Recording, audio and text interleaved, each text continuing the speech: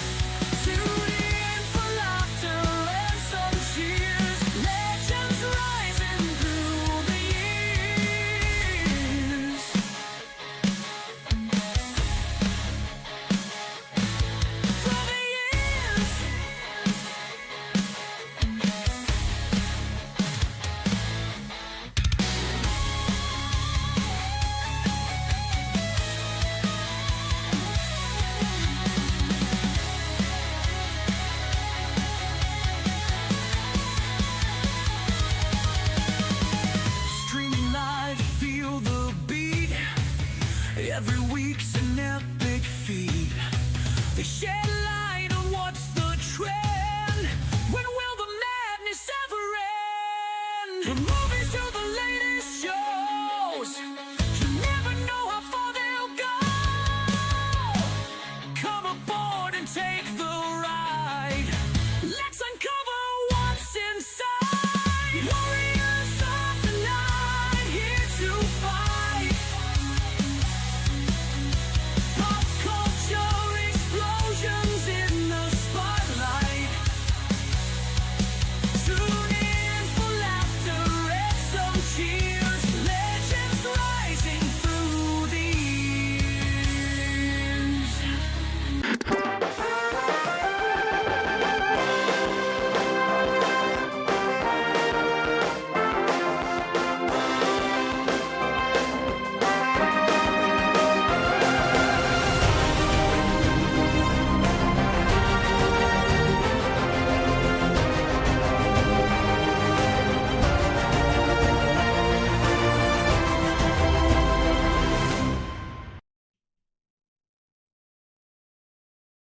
Hey, everybody!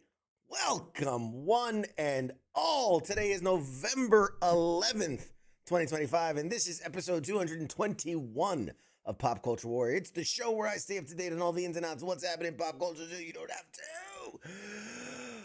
Oh, I'm getting too old for this. I am your host, CQ, as always, and joining me tonight is no one because I don't have a co-host. I'm flying solo, ladies and gentlemen. So why don't you be my co-host tonight? You tell me what we should be talking about and who we should be engaging with. But I will say, I'm very excited. We tried this once before.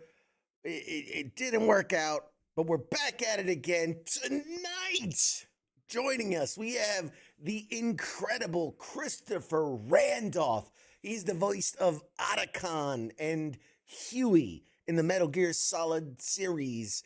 And we're going to talk all about it tonight. He's a phenomenal human dude. We'll get into it. Me and him got into it in New York Comic Con, but we'll talk about it. We'll talk about it with him.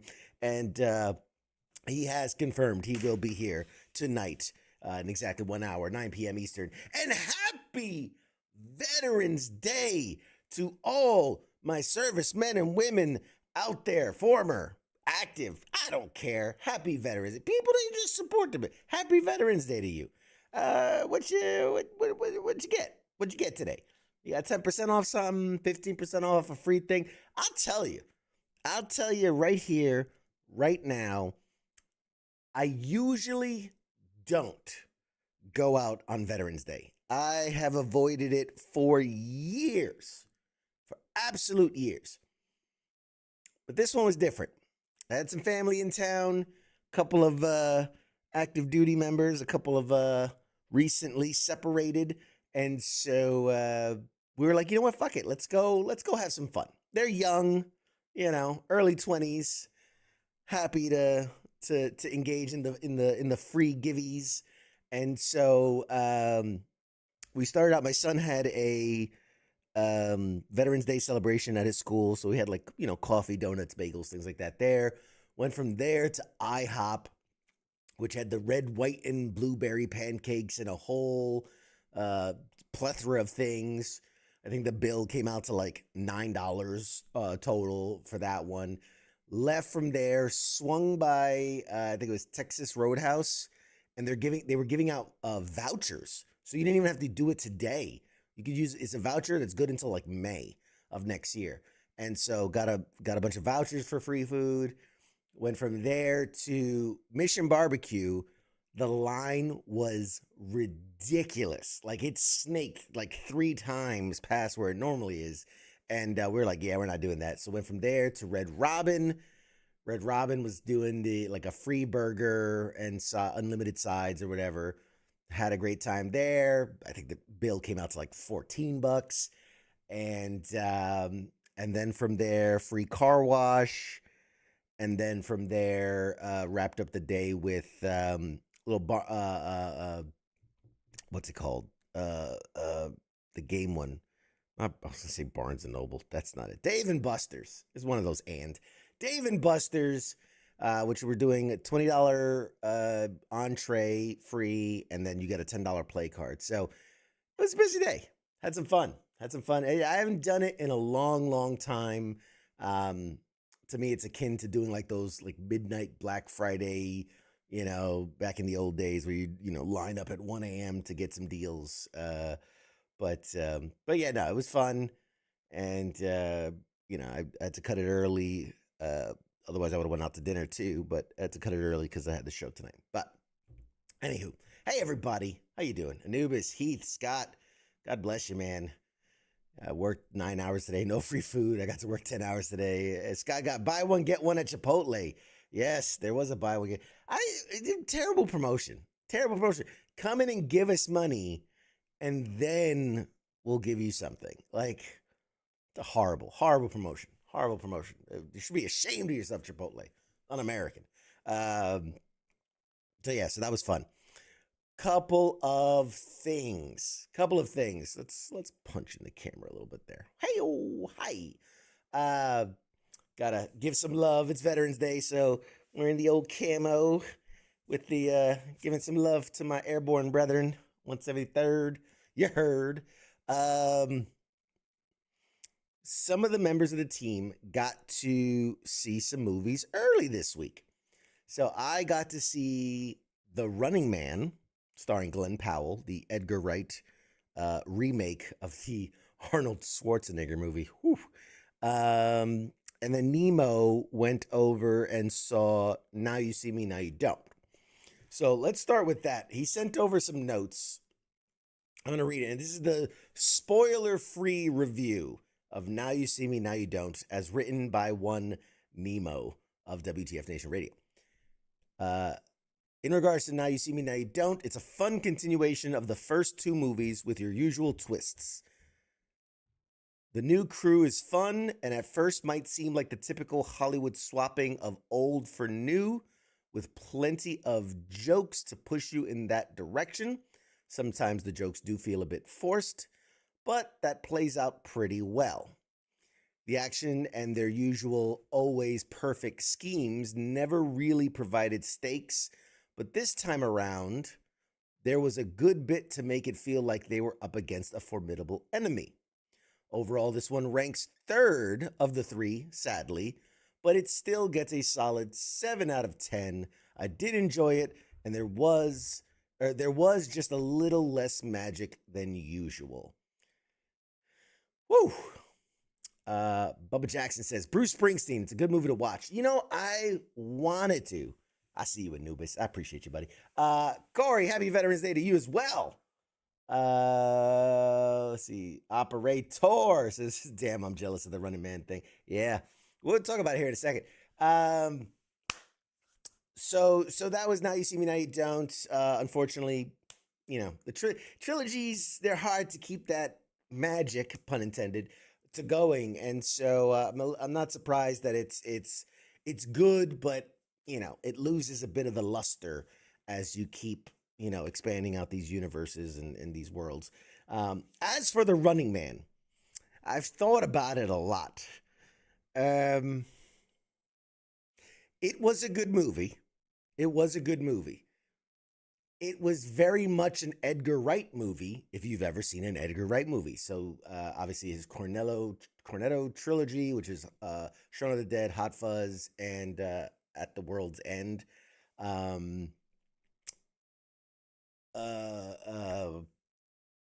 There's another one he did. It was a little more mind-bendy. Anyway, it's very much in his style. It's very like a lot of practical effects, a lot of intense close-ups, a lot of weirdly timed jokes that are funny, but like it's almost like it feels like it's supposed to be a serious moment, but it's funny. A lot of character backstories that I don't think need to be there. Like I'm one for character backstory. I love a good development, and I think the lead character, Glenn Powell's character, and some of the surrounding big bads and whatnot get really good backstories. But then they like really flesh out a bunch of other characters that you see for like a few minutes here or there, and it's just not one of those like I'm like it feels like it's taking up time away from the main story. But overall, really good action. I thought going into it, you know, I definitely didn't want to compare it to the original, just because I knew that they were trying to do something completely different, a little more pulled from the books, as it were, than what Arnold Schwarzenegger's version was. But it was good. It was good. There was nothing in it. I don't know. I feel like it was missing just that wow factor.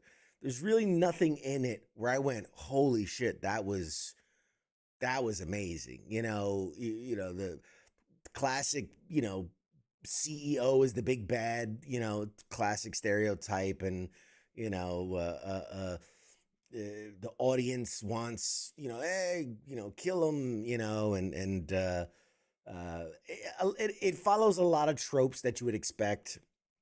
I read somewhere where someone said that it tries, or not tries, it is very reminiscent of those movies where you're like, you know, like a Minority Report, where it's like, oh, it's this future that's just on the outside, plausible. Obviously, Minority Report's a bad example because that's like way out there, but like this idea of like it's a future that's very plausible, that it's supposed to like shock you, and the problem is we've seen this all kind of before, right? Like Hunger Games style, the network executives are the bad guys, and a hero who doesn't want to be a hero, and so there's a lot of obvious tropes and things, but again, solid movie. Solid movie. If you love a good action movie where you don't really have to think a lot and really just can sit back and enjoy, it's a solid, 7.5, 8, if you're really generous. I just wish it took a few more risks. It played it safe in a few areas. I don't want to spoil anything. The only connection that it has to the original is, and it's not a spoiler, but on the money that they use, the new dollars, I think they call them. It's Arnold Schwarzenegger. He is I don't know if he is the president or whatever, but he's the person on the bill. So I thought that was like a cheeky little nod to the originals. But yeah, I've heard really good things about Badlands. That's the Bruce Springsteen one. There's a bunch of good stuff that's coming out soon and has recently come out. What else? I was gonna say. So those are the movies we saw. Those are opinions. By all means, go see it. Let us know what you think. And we'll see. I've got to talk about for a second Pluribus. And if you don't know what that is, I'm so sorry, but we got to talk about it. Pluribus is a brand new show that just debuted on Apple TV. It is created by Vince Gilligan, who is famous for Breaking Bad, Better Call Saul, and those kind of shows. And it is so good. It is so good. I'm a lover of all things sci-fi, whether that be time travel, space travel, aliens, any of the sci-fi stuff. I eat it up. I love it. This is very sci-fi, but not overtly so. It's almost, if you saw the show Last Man on Earth, it's a little bit like that. It's a little bit, I don't want to give anything away for those that might actually go and watch it. I don't want to spoil anything. It is kind of an apocalyptic show, but not in the way that you would think. And honestly, after watching the first 2 episodes, new episodes come out every Friday, I have no idea where this show is going. But if it is as good as the first 2 episodes, I am in. I am in all the way. Hey, Tim Morgan, what's up, man? How you doing, buddy? Corey wants to know, what's your favorite sci-fi movie? Well, if you ranked all of the subcategories of sci-fi, number 1 for me is time travel. I am a sucker for a time travel movie. Good ones and bad ones. I don't care if it's fucking Time Cop or any of them, really. Legitimately. Obviously, Back to the Future is my all-time favorite movie, period, end, full stop. Favorite single movie, favorite trilogy, favorite sci-fi movie, favorite movie. Back to the Future.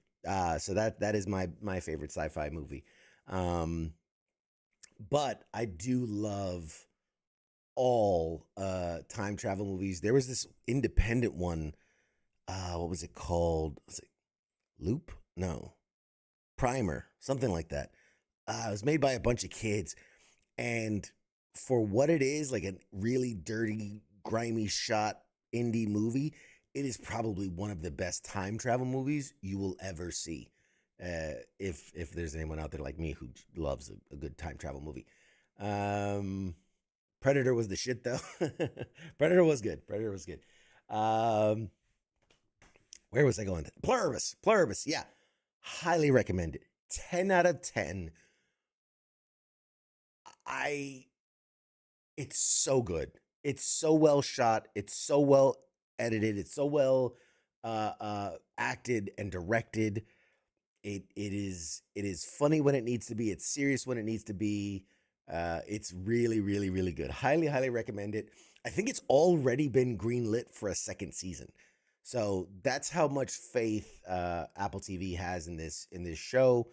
I mean, Vince Gilligan obviously fucking nailed it with Breaking Bad, Better Call Saul, El Camino, and all the other stuff he's done. So, yeah, highly recommend it. If you don't have Apple TV Plus, I don't know, borrow someone's login or something. But Pluribus is a must watch. And I think starting the way they did, and don't get me wrong, this could be one of those shows that had like coming out of the gates is massive and then just drops off and it's terrible. Sure, it could happen, but I have to say that I think this is going to be one of those shows that everybody talks about and it becomes like a topic of conversation, and it's just really good. It's really, really, really good. So very happy about that. One last thing. Oh, not one last thing. What am I talking about? Just the next thing. The next thing that I want to talk about. And then we'll open up to what you guys want to talk about. So have ideas of what you want to talk about while you guys are playing my co-host tonight. So, but before we get into that, or you can start putting in the chat and we'll talk about it. Let me zoom out a second here. You might notice I have two little boxes over here. Two little boxy boxes. I'm gonna zoom in. Our friends over at the name of the company is, I think it's like Moose Games, I think was the name of the company. They don't, where's the company name? Anyway, whatever. So yeah, Moose Games or Moose Toys. I think it's Moose Toys. They have come out with this new thing called Fan Drop. Now, Fan Drop is a collectible, I don't know what you would call this, a diorama, I guess. And it's interesting. Obviously, you see my background. I have Funko Pops and action figures and all types of things. But this is really cool. It's very different in that it is basically, they've chosen just kind of memorable scenes. So like in this, it's the classic Infinity War, or no, this is Endgame. Avengers Endgame, Captain America versus Thanos with the broken shield. And it's cool because it's this like, they pick these cinematic moments and you get like the backdrop, you get the thing. And then it also comes with each moment is immortalized with like almost like a mini poster. So you got like the Avengers poster there. And then in here, you have what's called artifacts. And so in this case, the artifact is a Captain America shield. I don't know if you can see, there you go. And you have an 80% chance at the regular, a 15% chance at the all silver version, which was like the original in the movie. And then you have a 5% chance at the chromed out, like ultra rare, whatever you call it. So the artifact says, Captain America shield was created by Howard Stark and given to Steve Rogers during World War II, made from vibranium, the strongest metal in the world. It's seen as a symbol of Captain America's strength and legacy. And then obviously the scene marker, or the little mini poster, has the date, released April 26, 2019. And you'll see that there are others. There's a Iron Man versus Loki. There's a Wolverine versus Sabretooth, and a Spider-Man versus Venom. So this was generously given to us from Fan Drop, and it's going to be part of our giveaways for the holidays. But something I will not be giving away, and was given to me by the CEO as a nice little gift. We're gonna have a sit down with the CEO. That's gonna be coming out later, closer to the holidays. That amazing one. But he knows I'm a huge Spider-Man fan. And so if you notice here, like I showed you just moments ago, there is a Spider-Man versus Venom one. But for a select few, there was a limited edition special black and white version that was made exclusively. So it's all black and white. You'll get the Spidey versus Venom scene. You'll get a symbiote, a random symbiote. There's, the three different versions, and then the classic Spider-Man cover cartoon. But yeah, I'm debating on if I even want to open it, to be honest, just to see what I got as far as like the little artifact. We might do an unboxing. Maybe when we do the giveaway, we'll do an unboxing of this one. Maybe we'll do an unboxing of this one. I mean, I'll still send it to you, whatever it is, but I want to know what it is. I want to know what shield you got. But yeah, so very cool.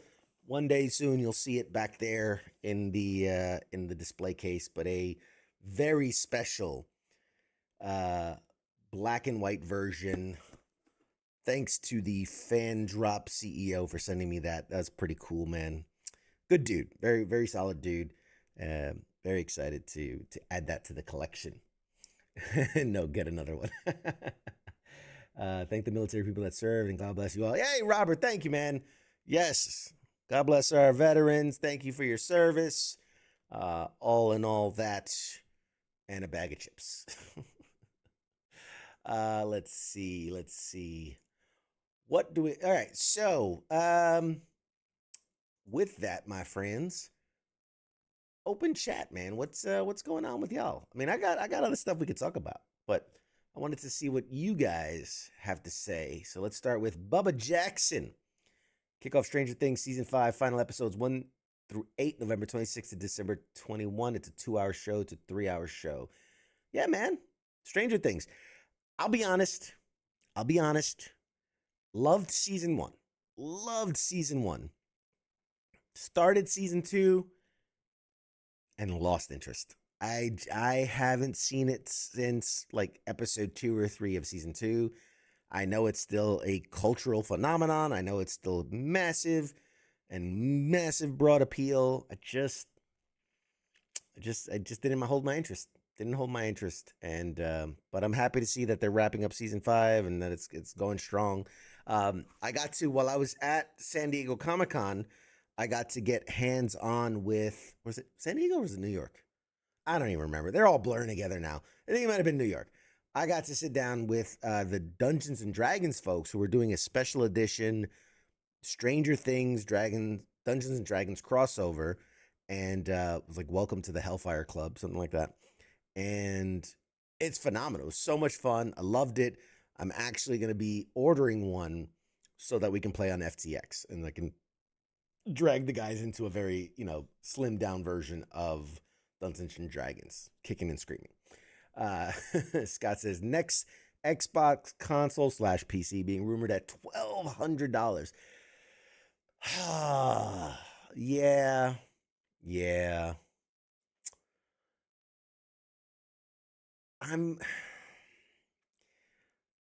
The reality is, if what they're building is the equivalent of an Xbox branded PC, then $1,200 makes sense. And for $1,200,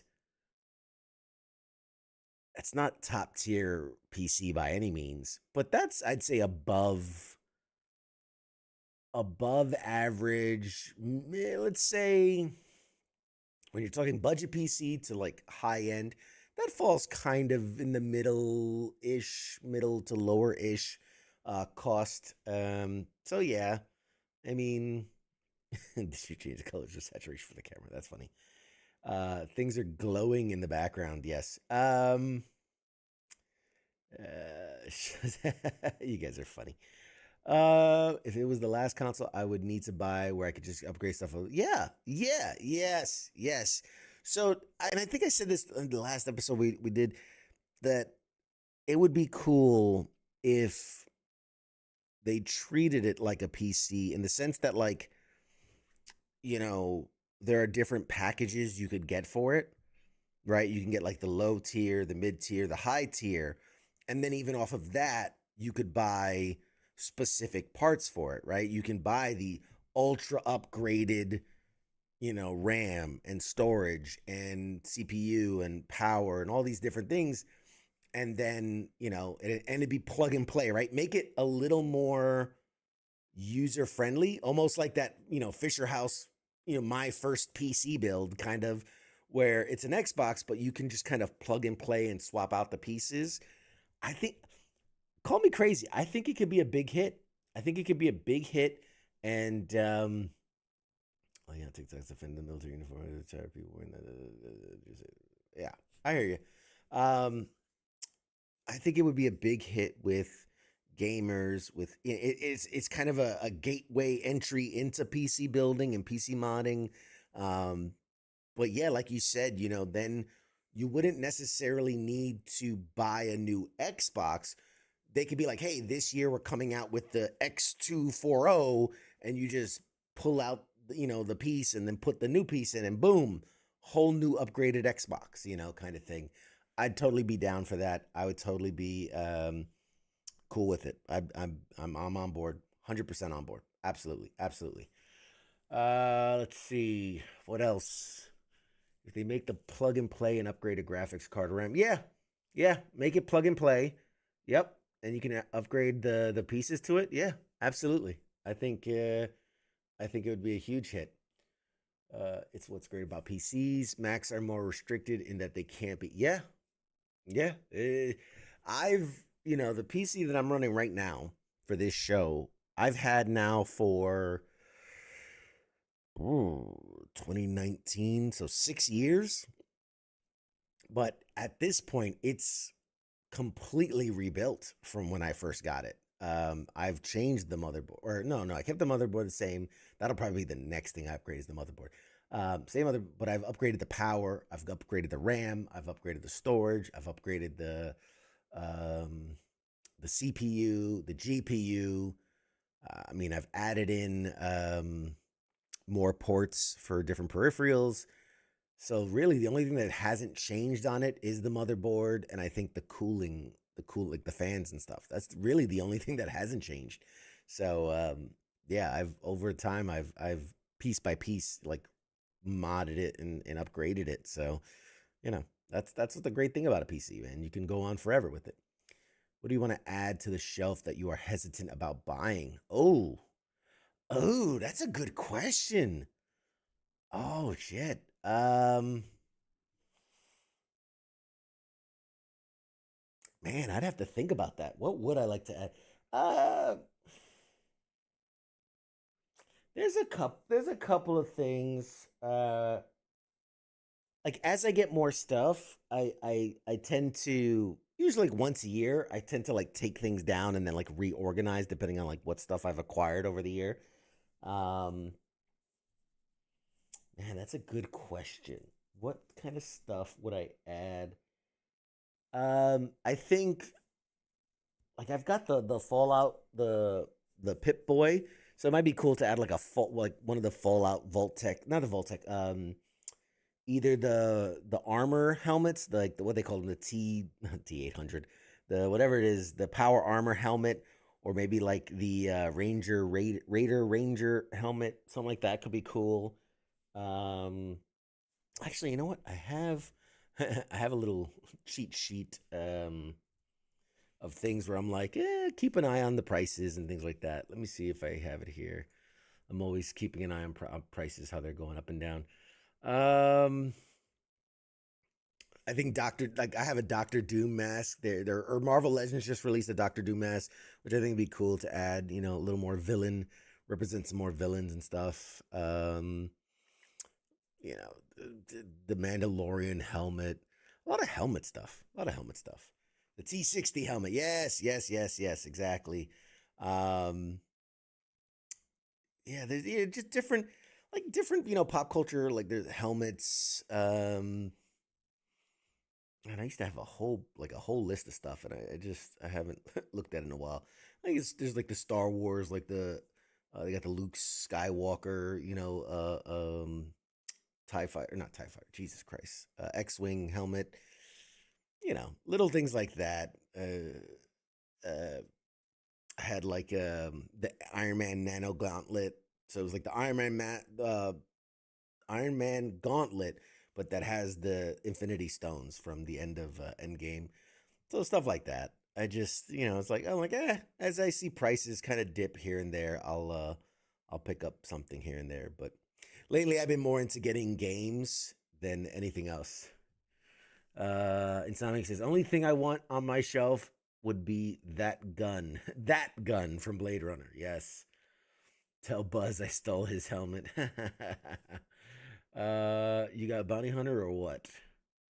Bounty Hunter. Corey, what do you mean? Which Bounty Hunter? You got Bounty Hunter or what? Only reason you would get a console is to play console-based titles a year prior to PC release. For yeah. It's working great from what I can see. You guys are good, man. I like it. First runners should never lose their hats, Yeah, that's true. Yeah, absolutely. Great question. I never thought about that. Like, what? It's weird because I don't really. How do I say this? Like, it's rare for me to be like, oh, I want to buy that to add it to my set. Oh my God, this thing is like putting bright light on me. There we go. It's never. I don't a lot of times have like a thing where I'm like, oh, I want to get that and add it to my collection. It's more of I'm either out at an event or doing something or come across it or somebody gives me something that I end up putting it up there. But yeah, the Mandalorian helmet, yeah, it's one that I definitely want to add. You can't really see. These are my Star Wars stuff. I have these are lightsabers. You can't see, they blend in so well, but there's lightsabers standing up there. If I turn them on, you'd see them. So I got a little bit of Star Wars stuff. I had something else. Where's the other Star Wars thing I had? Oh, that's right. I used to have a Stormtrooper back there, but somebody won a prize package, and they were like, I don't want it. I said, okay, well, is there something else you want? And they're like, I want that Stormtrooper helmet. And so I was like, okay. And so I literally took the Stormtrooper helmet off there and sent it to them. So, yeah, man, that's the kind of guy I am. Speaking of which, we are definitely getting very close to the season of giveaways here at Pop Culture Warrior. And boy, howdy, do I have just massive piles of shit that I have to give away. It's not shit. What am I talking about? Amazing things to give away. Just a lot of stuff. And so we are going to be, I'm going to need a lot of volunteers to win prizes.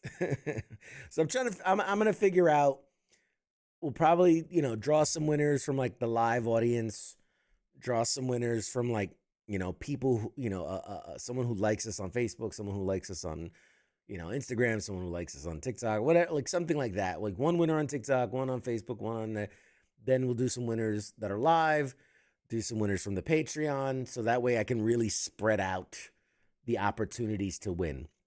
So, yes. So keep an eye out. I'm going to put something together. It'll be put out on social media. Draw only YouTube. There'll be a YouTube one. As well. Yeah, I wouldn't leave out YouTube. But yeah, I'll put out something on social medias. Follow us on Pop Culture Warrior so you can see the announcement where it's going to be like, hey, this is your chance to win a prize package from Pop Culture Warrior. Because, it'll be like one winner drawn from Facebook, one from blah, blah, blah, blah, blah, blah, blah, blah, blah. And then obviously during the live shows, both, let me see what the live shows are. December 2nd, or we're gonna have 3 shows in December. Oh wow, yeah, December 2nd, December 9th, December 16th. So there might be three giveaway shows. I don't know. The 12 giveaways of Christmas. Yes. Voltron, Charles says. Voltron. God damn, that's old. Easy. You guys are funny. Wonder what the booty prize package is up to. Yeah. So I'm thinking of doing something a little different than we've done in the past, because you know me, I like to mix things up. So I'm thinking maybe have all the winners chosen, and then we'll do like I'll have like a New York Comic-Con prize pack, a San Diego Comic-Con prize pack, a MGS Con prize pack, like a FTX prize pack, a pop culture prize, like just do these different, where I could just throw everything that I collected at the different things into different packages, and then each winner will just will spin the wheel and see what they win. Um, I think it's the fairest, easiest way to go about it, and yeah, because like I literally have piles of shit everywhere. There's a pile here, a pile there, a pile there, a pile there, and then all the way on the other side of the room, there's like 3 more piles over there. So, yeah, there's a lot. There's a lot. And then, this is encouragement. Tune into FTX, because the final FTX of the holiday season, we're going to do an FTX giveaway where we're giving away games, and like some really, really cool games too.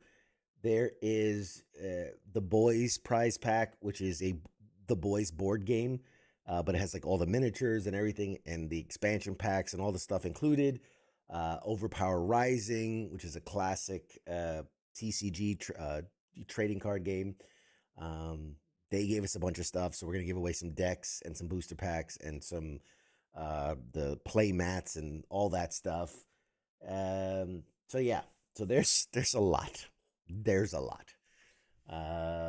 Do some giveaways on FTX too. Yeah, exactly. Still waiting for your underwear to be given out.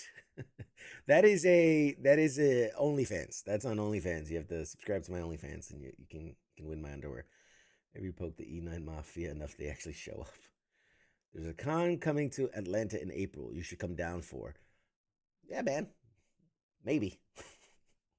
Dude, I am because this is me being truthful. Nobody funds my con trips. You know what I mean? I have the Patreon, which is awesome, and that helps alleviate some of the pain of travel and food and lodging and things like that. So, Anubis, a Wolverine helmet would be fucking amazing. I would totally put a Wolverine helmet like the one from Deadpool and Wolverine. That's really dope. That's a good idea. I'm a big Wolverine fan. I like him. What was I saying? Fuck. Oh yeah, cons. I had to commit to. I think I'm dialing it back next year. Gonna do New York. Gonna do San Diego if at all possible. Probably do Awesome Con in DC. And I think outside of that might be it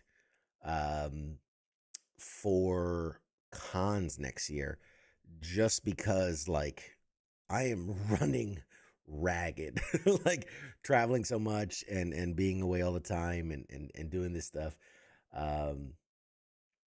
But just because I'm not going doesn't mean we can't have some WTF Nation Radio representation there. If there's a con local to you and you'd like to go and participate on behalf of WTF Nation Radio, reach out to me. Let me know. I will get you press passes. Go take a few pictures, send them in, and enjoy yourself at a con. Like, absolutely.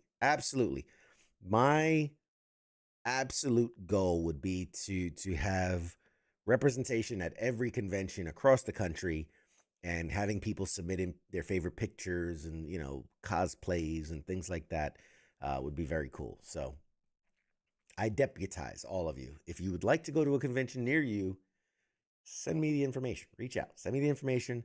I will get you passes, and you can go and cover it for Pop Culture Warrior and WTF Nation Radio. So there you go. What else? We got a couple more minutes before the top of the hour. Let's see. I had a couple notes. Where'd they go? Okay. Yep. Predator Badlands breaks records. Yeah. That was surprising. I didn't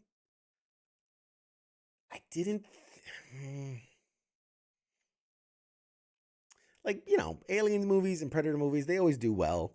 But I didn't, especially, they came out with Prey a couple years ago, which I thought was phenomenal. And I'm like, this should be where the series continues into this style and this kind. and then they jumped and did Predators, which didn't do too well. And then they did the animated one, Killer of Killers, which apparently did very well. And when they announced Badlands, and they said basically this is a movie that's set way into the future, so way past anything that you've ever seen before, and it's gonna like the Predator movies and the Alien movies. I think are best when you're being hunted and you are the prey and you are you fear those things, but like the whole idea was that we're gonna put it on its head and you're gonna follow the predator, and it's his story and him trying to survive in this bad place. And I was like, I don't think that's gonna hit the same way, where it's the predator is the hero of the story. But apparently, I was wrong, because it is done very, very well for itself. It says the decision to make a Yaduda warrior, the protagonist, was a massive gamble, representing the first time in the film's franchise history that the alien hunter took center stage. Many long-term fans expressed skepticism. Yes, but it launched with an incredible $80 million worldwide, making it the biggest debut in this series' 38-year history. Since the first movie, the film earned an even split of $40 million North America, $40 million international, easily surpassing the previous global opening record of $73.5 million held by the 2018 The Predator. Domestically, its $40 million opening weekend dethroned 2004's Alien vs. Predator, which was $38.2 million, as the top debut in the franchise. Projections initially placed the film in the 25 to 30 million range, but it blew past those estimates, signaling a massive overperformance that has revitalized the franchise. The unexpected triumph can be attributed to three major factors. One, Predator Badlands got great word of mouth. Two, Dan Trachtenberg's streak of success with the Predator franchise. And three, the PG-13 rating works in its favor. Hey, Raymond, thanks, man. You have a good one. I think people like to see popular antagonists as protagonists. Like, imagine how a Darth Vader movie of him hunting down Jedi would sell. Yeah, that's fair. I don't know, man. I don't know. I still.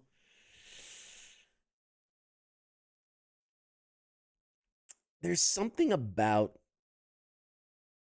maybe, I don't know. Didn't we talk about this not so long ago, where it's like Disney was making these villain-centric movies, where they did like the Cruella, they did the Maleficent, they did some others. This idea of like turning a villain into a hero or anti-hero, as it were. I guess it's gaining traction, and next we're going to see the Alien movie, where it's just a sympathetic single mom alien trying to do her best to make it, to feed her babies, make it in this cruel world while she's devouring helpless Marines, space Marines. Yeah. I don't know. Part of me, likes to see a fully fleshed out character, right? So nobody's good, nobody's bad. They have their reasons. So part of me likes to see that. But part of me also goes like, a bad guy should be a bad guy because he's a bad guy. And he's a bad guy. And he does bad things because he's a bad guy. Like, we don't need the tragic backstory. And some people are just bad guys. And they know they're bad guys. And they do bad things because they're bad guys. It is what it is. Let's see.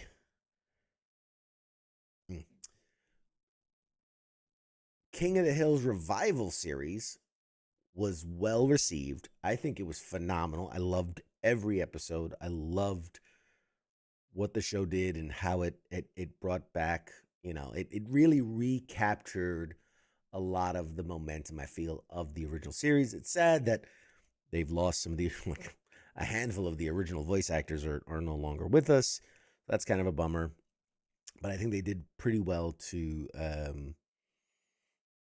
honor them in the way that they do. But it has been officially renewed for season 2, so there is going to be more King of the Hill animation coming. I saw like some AI generated where it was like human King of the Hill, where it was like you could tell they were King of the Hill characters, but they very much looked real and human. So that was creepy, all kinds of creepy. We have our guest joining in the green room. They can't hear or see you yet, so you just hang tight there, bud. I'm talking with the audience right now. But yeah, says he glad that they're, let's see, Anubis says they're glad they're explaining the culture. Yeah, I think it's interesting to see that they're fleshing out that world. Because here's the thing, there's only so many times you can do the same story, right? Of in the Predator sequence of events, right? Predator comes to town and starts hunting people and picks them off one by one, and then the last guy fights back and succeeds. Like, it's like there's only so many times you can do that. So I appreciate that they're trying to do something different. All right, let's see these characters in different circumstances. You know, we've seen them so many times. We know the kind of things they have access to and their kind of abilities and their style of doing things. So what happens if we put them in an unfamiliar place and against all odds kind of thing and put their back to the wall? I think you saw a little bit of that, like when they did like Aliens versus Predator, where it's like all of a sudden it's like, oh, they've got pressure on both sides and things like that. So it's definitely nice to see them stepping outside the box of the obvious, to see that. An alien movie where the alien was deported from her planet after having to flee from being hunted by predators, has no choice but to feed on humans. Yeah, exactly. Yeah, that really put it on its head, make us feel bad for the aliens for once. The humans come to their world to really, basically, isn't that Avatar? Isn't that the story of Avatar? The humans go to the alien world and just start causing a ruckus. That's what I want to see. I want to see the alien movie where you're rooting for the aliens to just eat the humans' faces. Absolutely. All right, ladies and gentlemen, we're going to go to a short break. I'm going to go say hi to our guest and get him camera ready and get him ready for his close-up. He showed up today. God bless him. He showed up today. I'm gonna rub this in as much as I can. But when we come back, we've got the incredible, phenomenal, amazing Christopher Randolph joining us. So don't go anywhere. Start coming up with your questions, your fan theories, your what's the erotic fan fiction. Go ahead, start putting that in the chats. Let us know what you think, and we'll get Christopher to answer all of that great stuff here in a few minutes. So don't go anywhere. We'll be right back after a short message from these sponsors. We'll see you in a second.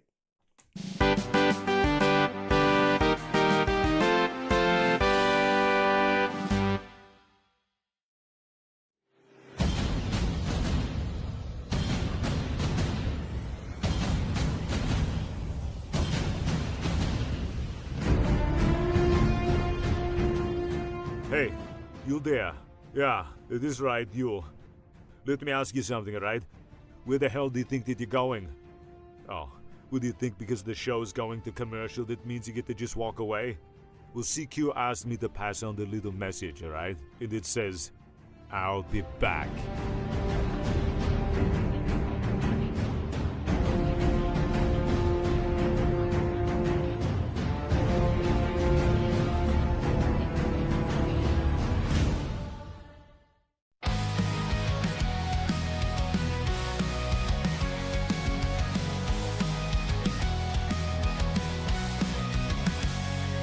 In the shadows of the city bright, where heroes rise and take the fight, there's a voice that breaks the night. It's CQ with the insight. From the comics to the super screens, talking legends and those crazy scenes, pop culture trends and hidden fears. memes. CQ reveals what it all means.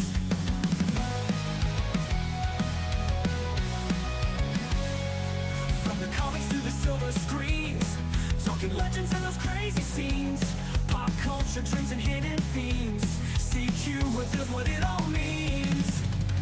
Pop culture warrior here to ignite, guiding through the tales of light. With CQ leading the charts so bright, we're ready for another flight.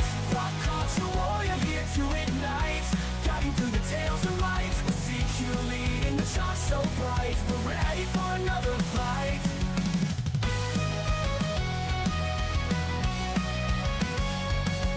Marvel at the twists and turns, villains playing heroes learn. Every episode we'll discern lessons from the past to learn.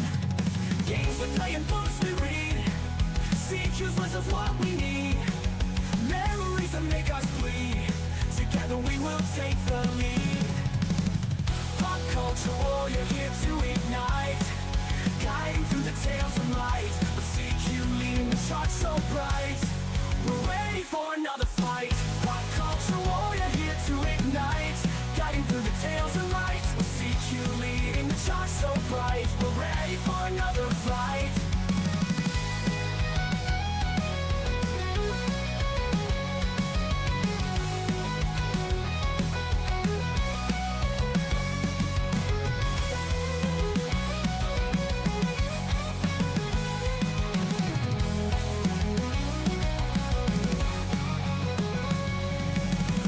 Pop culture warrior here to ignite, guiding through the tales of light. With CQ leading the charts so bright, we're ready for another flight. Pop culture warrior here to ignite, guiding through the tales of light. With CQ leading the charts so bright, we're ready for another flight.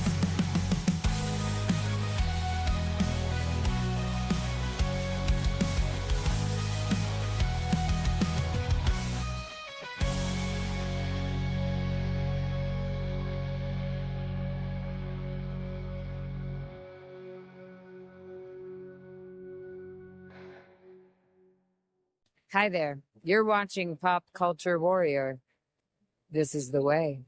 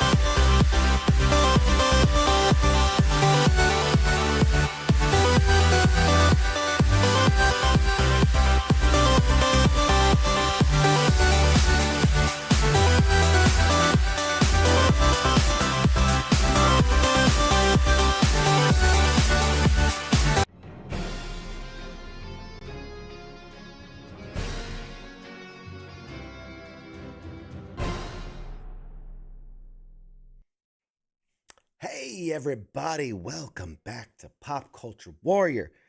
I'm your host, as always, CQ, and I am so excited, so very excited. I want to give this the grand entrance it's so rightfully deserved. So give me a moment here to gather myself and compose myself. Here we go. All right.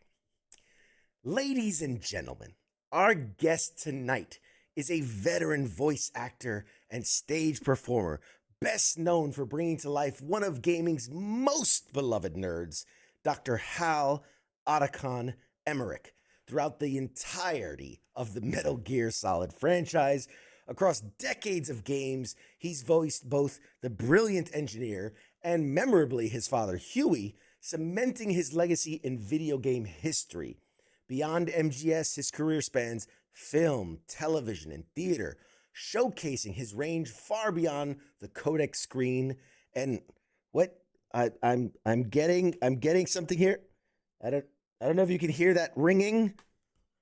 I think we have an incoming call on the codec. So please welcome the one, the only Christopher Randolph, ladies and gentlemen. Oh my. Happy Veterans Day, everybody. Oh my God. I can't. We're here. We did it. We made it happen. He remembered. I mean, we've only been circling this for what, 3 years now since since MGSCon. Yes. Oh, and first of all, shout out to the people of MGSCon that made that thing 3 years running. One of my favorite things to do in a given year. It is, and I'll let you speak for it, but as a fan, as a lover of pop, I've gone to New York Comic Con and San Diego Comic Con, all these places. MGS Con is something special. It's something wholly unique. There are very few conventions where it is run by the fans, owned by the fans, promoted by the fans, and just shines so much love on this one specific thing. Talk about your experience a little bit. Expressed it. I think it's extraordinary because it was totally created by fans. It was funded by fans because they, basically the people who started it had to do Kickstarters, and then fans were buying tickets. We just finished the 3rd year of it. It's been growing every year. And, all of the voice actors involved in the game are when they can attend, they really want to come because it's a very special event. And they just really, I think they put so much work into it and so much sort of heart, and of course our fan base is amazing. So that just makes the whole sort of day an extraordinary experience all around. So yeah, absolutely. It sounds like they're going to take a year off and sort of try and reorganize. Yeah. I think much needed too, because those poor absolutely. people. Yeah, no, it's like an entire convention run, put together, by 1 or 2 people, and then with maybe 15 to 20 volunteers. That's astoundingly difficult to do. Yes. And they're so on the ball, all of them, and they work so hard. So, it makes sense to take a year off and reorganize, and hopefully they'll really come back strong. Because I think the desire is there. People came from, and we're already off the rails as far as the interview goes, but I just love this. People came from all around the world. It was incredible. Yeah. Like, you're like, oh yeah, it's people local. Like, oh, I came from Australia and I came from Norway. And you're like, what? There was one young woman came from Chile, and just to come to the convention. That's wild. And, astounding. Amazing. Astounding. Amazing. Well, I got to do this right. Let's rewind because Christopher Randolph, thank you for joining us. Your first question is the question I ask everybody. What is your military connection. Okay, so I have never served, but my grandfather on my mother's side was in both world wars, which is kind of amazing. And my uncle was in Korea. So I mean, I have the family members that I was close to, and my another uncle was in Vietnam. Um, so I have just enormous respect for the military and support it wholeheartedly. And I I think that the people I know who have served are there's a how do I put it? There's like something solid inside them that I can't really describe any other way than that. But you know, they've been there and done something that that that sort of solidified them as a human being. Um, so I have great respect for that, and I absolutely support the military. That's beautiful. That's beautiful. And of course, the follow up is being that this is a pop culture show where we talk Yeah, about all things that we love in pop culture, whether that's yeah, movies, TV, video games, whatever. right. What's your passion? What's your love outside of your given profession? Well, certainly, movies, theater, and to some degree television. Less so broadcast now, but more like streaming stuff. Some of these extended series that are being put on are quite remarkable. You know, but I mean, it's so funny because you ask me what I sort of geek out about, and uh, it, I was thinking about it. I'm an amateur, absolutely amateur, but experienced amateur cook. And so oddly enough, the things that I geek out about is like fancy pants kitchen equipment.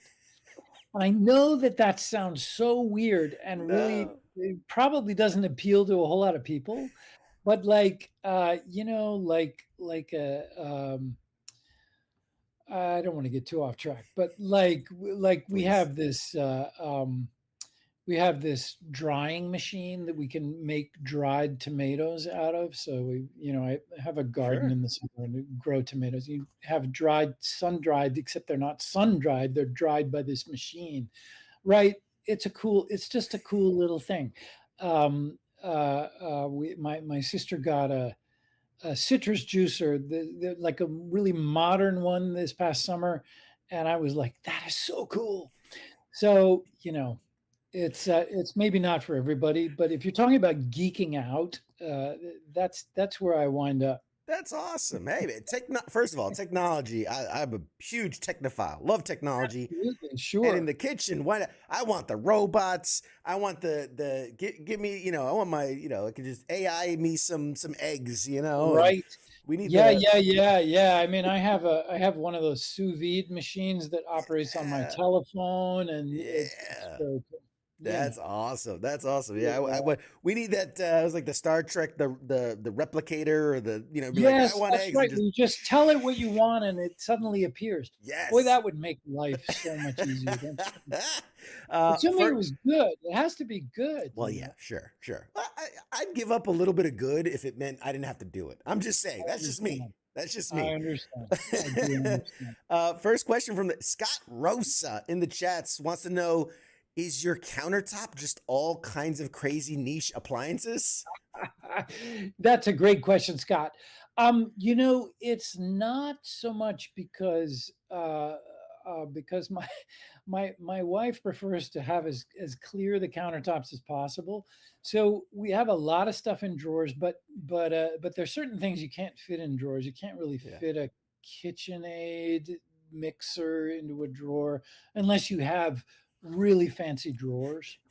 So, we try and keep some space, but, we keep getting more equipment and don't really have anywhere to put it except on the counter. So I don't know. Every now and then we sort of try and do a cleanse. Uh, but it is true that over the last maybe 18 months, the countertop has gotten a little more tight. So, Oh, that's awesome. Great question, Scott. And just a but quick shout out, our one of our gaming shows, Weekend Co-ops. Nemo out there says the Metal Gear crew have always been amazing to us. MGS was a core memory for me. So, oh, and I think that's echoed a lot. Metal Gear Solid, Metal Gear series has been just this cornerstone for, I think, there's not a gamer that is older than 18, 19 who hasn't played Metal Gear in some way, shape, or fashion. And I right. feel like every one of them, whether you're the OG from the original all the way to some of the newer stuff, it is. And we're gonna talk all about this because Yeah. it boggles my mind. Like it's revolutionized gameplay and storytelling and character driven stories and the voice acting, which is all you guys.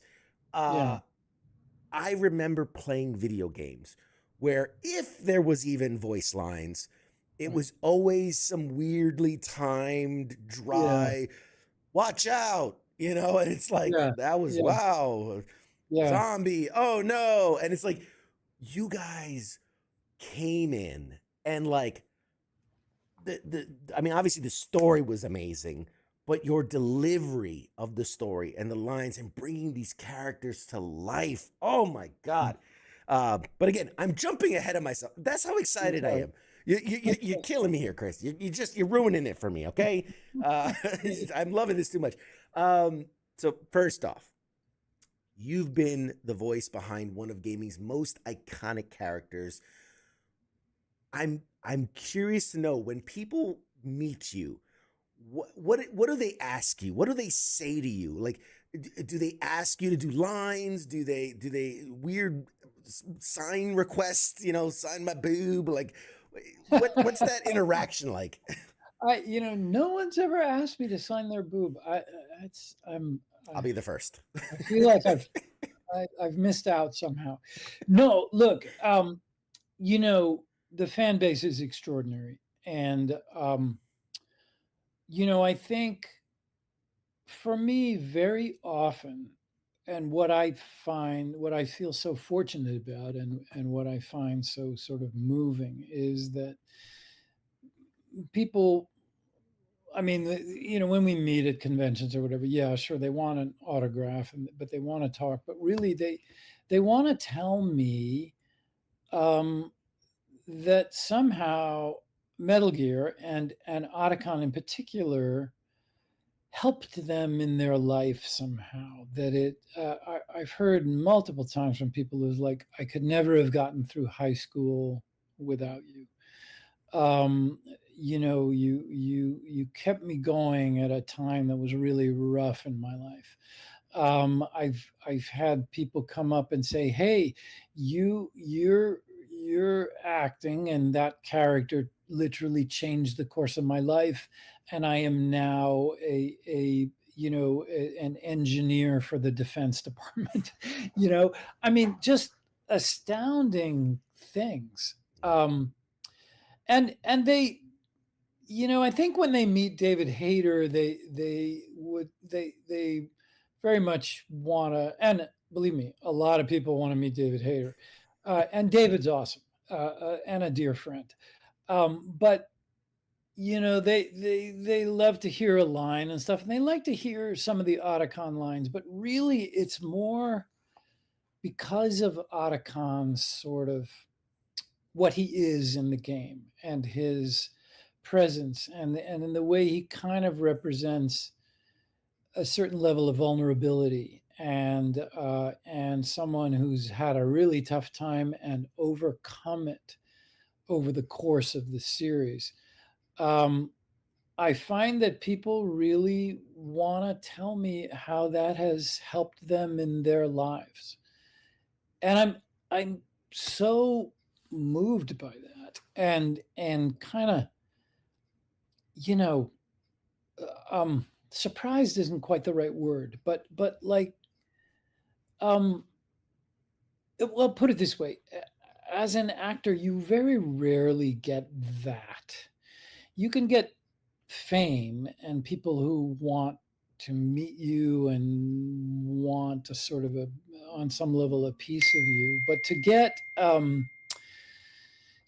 that kind of response where you're seeing in their eyes that you have really genuinely made a difference for them, that's very unusual, and I feel very, very lucky to be in that position. You know what Yeah, I I mean? mean, I can't imagine. I I can only speak for myself, but I do know I've talked to other people about this where um, gaming, comics, cemented in me Saturday morning cartoons, especially like the Batman series and Sure. and Spider-Man, like it instilled in me this sense of right and wrong, good guys, Yes. bad guys. Yes. And when 9/11 happened, and I was a senior in high school, uh, Right. it was like, oh, this is it, this is my moment. Like that put me on the path to joining the military, Mhm. fighting for freedom and justice and all these things. Right. And yeah, I mean, I think all of us military personnel would think we'd love to be Snake, in a given situation. Who wouldn't want to be sick? Right? Who wouldn't want to be the Absolutely. No coolest guy question. ever? No But question. a lot of us are probably closer to Otacon, and that's okay. That's okay. I mean, I feel like I feel like we all have a touch of Otacon inside somehow. Even genuine heroes in life. Absolutely. And I actually feel like you almost have to have a certain you have to I don't know. I may be talking out of my ass here, but like I feel like at least being in touch with the fact that there's a certain vulnerability you have, Mhm. whatever it may be, because we all do, all human beings have that, Mm. um, enables you to really be a hero. And that doesn't necessarily quite make sense, but it somehow I feel weirdly it. makes sense to me. I feel it. It's that notion that courage isn't the lack of fear; it's feeling the fear and going and doing it anyway, Yes. and that's real courage. And that's the kind of thing that I admire in the military more than almost anything. You That's know? spot on. Spot on. Before we dive fully into Metal Gear, because obviously Yeah. definitely want to talk about that. Let's get to know you a little bit better. And how did you first get into acting? Like what pulled you into acting and then, specifically voice work? Good question. I got into acting very young in school. I was fortunate enough to go to a really nice school in the Boston area, suburban Boston, which is where I grew up. And there was a really lovely English teacher who also ran the drama department, and this was a grade school, and in like fifth grade, probably or something, she kind of took me aside, and I had been in a class with her. Fifth grade. I mean, you're really young. She said, I think I have a part for you." Um, and I mean, okay, so in kindergarten, I'd been in the Christmas pageant, and and in like third grade, I'd been the king in Rumpelstiltskin, I mean, stuff like that. But this was where it started to actually become something more solid, you know. And I learned a lot from this woman. It turned out she had worked on Broadway, um, and it's interesting. She only just recently passed away, actually. But she was wonderful. And I was kind of hooked starting then. So through the rest of grade school and actually through the rest of high school, I was in almost every school play in whatever capacity I could be in. And I just kind of, when I learned that, they sometimes you can actually get paid to do this, it was like, oh man, that's what I'm going to do. I mean, little did I know how sort of difficult the business aspect of it was. But that was how it got started. And then, so I did it through high school, did it through college, but again, at that level. And then I went to a really good graduate theater program in San Diego, actually. UC San Diego has a really good master's program. So I took that for 3 years and then moved to New York and began to try and enter the profession. Um, in terms of voice acting, it kind of didn't even exist in its current form until the late 90s, right? I mean, okay, there were cartoon actors who are amazing. And in fact, I got into voice acting because I was living in LA in the 90s, and I was in a regular acting class with Jennifer Hale, who was lovely, and we were good friends. And she, at one point, I think she was the voice of, I want to say, Dell computers at that time, or maybe it wasn't Dell. It may have been in some other computer thing. And she was starting to make inroads as a voice actress. And she said, "Hey, I have these friends who are teaching an animation voice class," because that's what it was in the 1997 or whatever it was. And she said, "I think you'd really enjoy it." So I went and I took that class, which was fantastic. And it turned out that one of the two teachers of that class was Chris Zimmerman, who is a voice casting director and is the extraordinary voice director for the entire Metal Gear series. So maybe 6-8 months after that class ended, I got a phone call. And she said, we're casting this thing. We don't really quite know what it is, but I would love to have you come in and read. And that's how I wound up in Metal Gear. I mean, purely by chance. I always tell Jennifer Hale that it's all her fault. What was, I mean, my God. Well, first of all, because you're getting kudos in the chat where they're saying he's such a good voice actor, can't even hear the Boston accent anymore. So, right. does it ever slip? I didn't grow up with one. I can do one if I need to. I was surrounded by it. But actually, both my parents were born and raised in New York City. And there was a pretty strong British influence on my mother's side. And so I wasn't raised with the Boston accent, but I can do it if I need to. You know what I mean? Forget about it. Go park your car wherever you want to. Oh God! My favorite Boston accent sentence is, a friend of mine told me this, and apparently somebody actually said this, but it goes, "Does your father still have that cardboard cutout of Bernie Carbo in his garage?" It's like, and most people probably don't know who Bernie Carbo was, but he was a huge Red Sox player, a big star back in the 70s, like early 70s. That's pretty good. That's pretty good. I like that. So I might clip that and just keep that as like a. You never know. You never know. Text notification. That could be very helpful.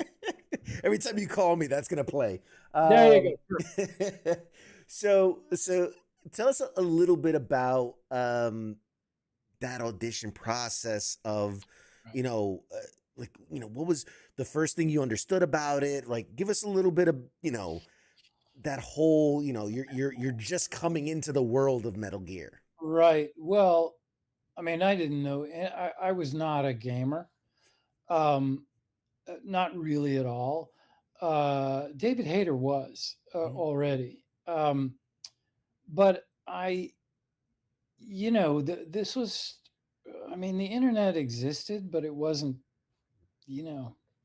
wasn't what it is now. So you auditioned in person, and I went to a recording studio, and you go into a soundproof booth that has, glass and you can see out and you have a mic. And I had not gotten anything in advance because often you don't. Even when you have the job, sometimes you don't get the script in advance. But so they first wanted me to audition for Snake, so I tried, but it wasn't. It didn't feel right to me, and I thought, okay, great. So I was making motions to leave, and they Chris Zimmerman, who was casting, sort of said through there's an intercom into the booth, so you can hear. Just said, hang on 1 second, and I could see there was sort of a conference going on out in the booth. And then someone came in and handed me the script for like a monologue for Otacon. And also what they did and sometimes still do is they give you a picture of the character. So it's a kind of the cartoon drawing of the way the character looks. And that can be very helpful in terms of trying to find a voice. So what amazed me was that the picture of Otacon 1, he has that sort of long face like me, and he kind of had long blonde hair. At the time, my hair was reasonably long. I didn't have a beard, and he kind of has stubble. But I have, and I still have the round, wire rim glasses. Sure. And so I looked at the picture and I thought, this kind of looks like me, a little bit, just a little bit. So anyway, I read the monologue and I have no idea which monologue it was, but it was from the script. And a little while later, I found out that they cast me. Wow. And I had no idea I had no notion of computer games. Right. None at all. So, we went on to record this thing and it wasn't, I really, even as we were doing it and when we were done, I was like, oh, okay, great. I didn't, no sense of what it was. No idea. No idea. What you just put down. No idea. David Hayter knew, but I had no idea. I kind of sort of put it out of my mind. Did you ever, as you're going through the process, and I know they show you like, oh, this is an image of what he looks like. Did you ever get to see maybe like test gameplay footage or anything that, because for those of us that remember like the artwork of the game, like you had these beautiful renderings and like they're people and no offense, but the polygons, it was hard to tell faces, and everybody was kind of square, triangle shaped in the early days. It was the early technology. Yeah. Well, at the audition we didn't get any of that, but when we did the first game, the first time anyway, it had already been made in Japan, right? So we were just trying to sort of match the Japanese voices with English language voices. So there were moments where we literally had to try and match the timing for a video. So they would run video for us sometimes when we were recording, just so we could try and time out what we were doing. I remember Otacon has a long monologue in that first one about his father and nuclear war and all of that, and I had to match that to a whole video thing of like bombs blowing up and so we got to see that, but really I had no idea what it was until it came out, and they sent me a copy of the game, which was very nice, and then I had to go out and buy a PlayStation 1, which I did. And then I had to try and, figure out how to play it. I'm not a good gamer. I'm really, the finger coordination. Did you ever get to Otacon in the game? That's so funny. I literally kept getting killed. and all I wanted to do was get to see my work, because at the time it was the only way. Now I can go on YouTube and see it, but Sure. I at the time that was the only way I could do it. So I kept getting killed, and I felt that there was some sort of deep psychological metaphor for me, which is, I'm trying to get to my work, but I keep getting killed. It was like a bad dream.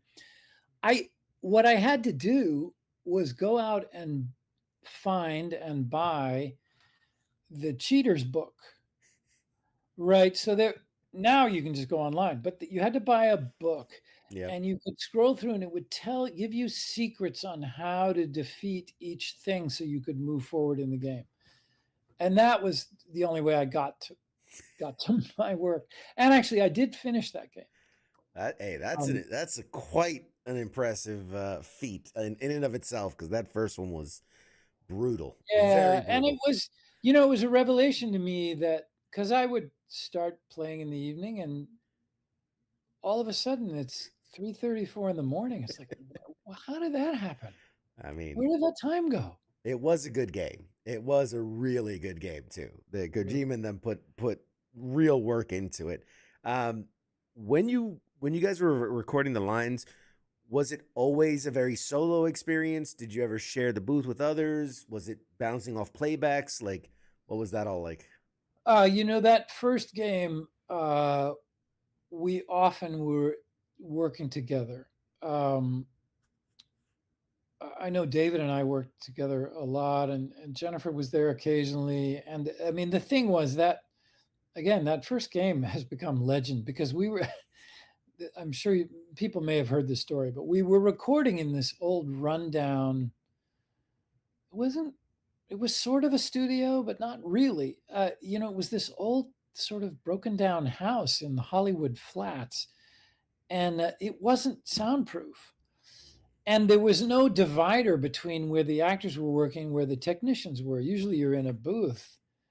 And so when we were recording, everyone had to like freeze. No one could drop a pencil or anything. And we were working together in the first one. And then, you know, I got to hand it to David Hayter, and we've all spoken up about this, but for Metal Gear 2, uh, it was either 2 or 4. Anyway, he literally he insisted that for scenes where we were working together, that we are in the same booth together, and that rarely happens. Um, but it it makes a huge difference. So a lot of the scenes in 2 and I think 4, where David and I are interacting, or Jennifer, we're actually sitting in the booth, and we're kind of able to play off of each other's rhythms and stuff. Um, and nowadays, that's very rare. You don't get that very often. Yeah, I really think as a player, as an experiencer of your work, I think it definitely makes a difference. Now, obviously, you have no idea the cultural significance or phenomenon that this is going to be when you're going through it the first time. When did it start to click? When you go, oh, like this is a big deal? Like when was that for you? Well, for me, it was after the first game came out, and I sort of played it. I was curious about what kind of impact it might have had, and so I literally, as I said, I was living in LA, and I would go down to these newsstands and try and find the gamer magazines, and there were reviews, and I found myself reading the reviews, which were astoundingly positive, and it was like, wait a minute, this is a big deal, actually. um and that was when it really began to sink in, um that it had more of an impact than I had ever expected it was gonna. Yeah. you know And Otacon himself as a character has evolved so much over this series, really from this nervous scientist to someone who's really Snake's right hand man. Yeah. Um, Yeah. how did you approach the character growth, game to game through the years? Well, I mean, I was pleased to see that it was there, and it was in the writing. I mean, it was intentional, and by the creators, Kojima. I mean, and they're smart. Um, I think all the characters sort of grow in their own way, and that's the sign of I think a good work of dramatic art. If you have an arc that you're following, because that's what we do in real life, right? Um, so yeah, I mean, it takes a long time to record these things, and then there's a big break in between, like years. So you get the call, okay, we're doing another game. It's a Metal Gear 2. It's like, okay. Um, and when you first go back, you got to find the character inside you again. And Chris Zimmerman again was incredibly helpful with that, with so many things. Really extraordinary voice director. Um, so you'd find it, and then as you read the script, you begin to see how he's grown and changed, and you kind of try to move into that, as it's presented. Um, I found, particularly in Metal Gear 4, that was really clear that he had really matured. And, he's had terrible luck with women, but he finds his way, through, and, he winds up kind of with his own sort of weird family in a way in the end. And that's great. And he gets a little more badass too, Absolutely. just a little Absolutely. bit. Absolutely. And then obviously, very iconically, you also played Otacon's father, Huey. Mm. I don't think there's a lot of opportunities in life in your career field where you get to play two generations of the same family, and Right. obviously they're connected, but also trying to make sure that they're distinct. Right. How do you find that? How do you find the father of the character that we've known? Yeah, uh, I had to sort of assume that just because it's my voice, that I didn't really have to worry about the similarities, right? Right. It's more about the differences. And I mean, the thing is, uh, I mean, Huey, I first did Huey in Peace Walker. And the Huey in Peace Walker is very different than the Huey in Metal Gear 5. Um, but I think, and again, Chris Zimmerman and I talked when we were approaching Peace Walker about what do I make any vocal changes, and there's always been a very slight shift for Otacon, and I decided for Huey to just do my voice, not to worry about making any kind of shift. And it I've said this before, but it really is more than anything. It's just a mental shift rather than any kind of vocal manipulation. Um, and then also, it's the lines. It's what you're saying. Um, and that I'm not responsible for that. So you just try and you try and take the words that you're given and make them as believable as possible. Well, but I mean, and I think as an actor, you would say this, that it's sometimes not also just what you're saying; it's how you say it, right? It's Sure. where's the inflection, Sure. where do you Right. drop down low, and then Right. do all these Right. Right. things. Right. Right. Well, yes. And that's where the character comes in. Yeah. I think in Metal Gear 5, once I began to figure out what they were doing with Huey, I began to find where the intonation was, and um, again, Chris Zimmerman, incredibly helpful. Every now and then we'd come to a line in 5, and I would go, "What is this? am I telling the truth, or am I covering up? What am I doing? What is the reality here? And she would go, no, no, you're lying, or whatever.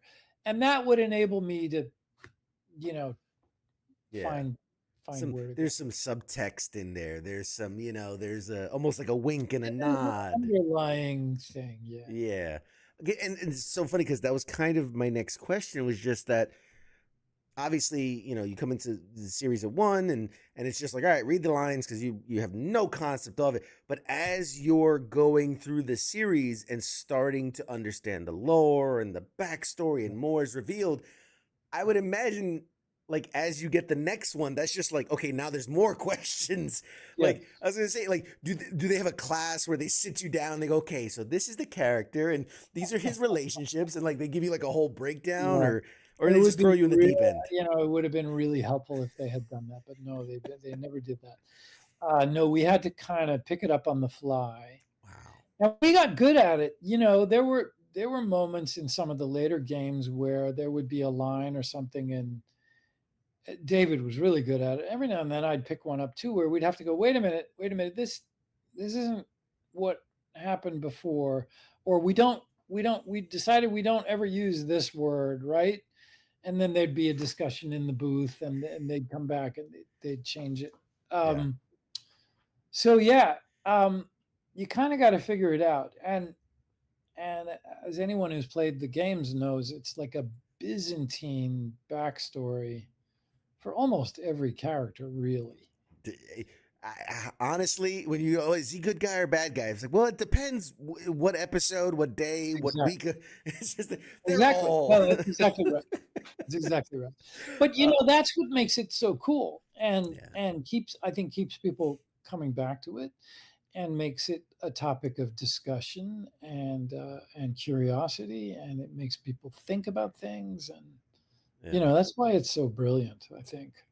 When I gotta ask you because when two came out, like it was a very controversial thing that oh we open with Snake and then all of a sudden there's this dramatic shift to Raiden and like I know you don't have anything to do with that like but when you see how the game is received, do you go like, oh well, I guess that's the end of that. I guess that series is over, or do you kind of like come around to like, oh no, they'll see it in the big picture, and we'll get them next time. Yeah, I mean, people respond to however they respond, and obviously, as you say, we don't have any control over that. I think, and also, we don't like we get paid and paid well, but like the success of the game, we're not getting The back end, money right? You we're don't get not the getting the back points on end. the back end. We don't get the back end. So I think my response to that was it's Kojima being Kojima, and he is always going to surprise you. He's never going to sit still, and he's always going to come up with something, and you may not like it, but it's different. It's not the same thing all over again, you know, and that makes the game worth playing. Yeah. He's gonna zig when you zag, and he's gonna when you think you got him. It's great. I mean, it's really good stuff. Fans still quote these iconic like codec calls. I see it all the time in my feed and things. Is there anything that you personally have that's like a favorite line or a moment you recorded for the series? Well, there's the sort of really famous lines that everyone people ask me to do you think love can bloom on the battlefield, and I I always go back to Sniper Wolf death scene, which I think it's long. She has this long death monologue, but I think it's a very powerful piece. Just you know the kind of the three of us, the emotions, the the the setting, the snow coming down in the dark and the wolves howling in the background, and Otacon's in love and she's dying, and Snake has to complete the mission. There's all sorts of stuff going on there, Yeah. and I feel like that is really a classic moment for me. The Yeah. codec calls, there's so many codec calls. I So can't many. even, I really can't remember them. Every now and then I'll go look at some of them just for fun. Some of the weird proverbs with Mei Ling and Yeah. other things. You know, the one where it's like Snake. I think there are people in that elevator in sneaking suits. That's one I do remember. Yeah. But there's so many Yeah. moments. I mean, it's a series that's been around, 30 plus years. And also, like you said, each game felt like it had hundreds of calls. And Yes, so, yes, I mean, some of the unskippable cutscenes and right, some right, of the other yeah, things. There's yeah, so much to it that and right. does it ever surprise you when, a fan comes to you at a con or something like that and they're like, "Oh my God, my favorite line was, blah blah blah blah," and you're just like, I don't remember that line at all." Like Once or twice, yeah, that has happened, and sometimes they come up with a line they want me to like write on the photograph and before I sign it, and I actually appreciate that because uh, uh, usually it's like, oh yeah, I remember that. That is a good line. Yeah. Um, you know, uh, there are a lot of lines. a lot of You lines. know, the overall scripts are thousands of pages long. Oh my God. Because, in a typical game, I mean, there's a lot of dialogue. There's a lot of in modern games, Right. but in I think Metal Gear Solid 4 had like the world record for like the longest cutscene in a Yes. game. It's like It is 45 minutes or something. It's ridiculous. it's crazy. It's Yeah. criminal, is what it is. Yeah. But hey, you know what? We're getting our money's worth. I'll tell you that much. You're getting Yeah. the Yeah. performance. Well, I think Kojima always wanted to try and mix games with the movies and Right. try and create a hybrid.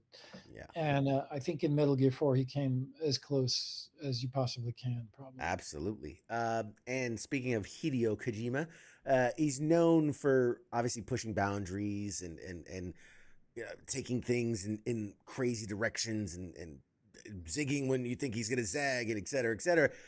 Did you ever get to maybe work with him directly or any behind the scenes stories that we might not have heard? Not really. I met him a couple of times. Mhm. He would come through with a sort of a little mini entourage, and we would meet and shake hands and take pictures or whatever. But he was never, in terms of what we did, he was never actively Right. present or involved. Yeah.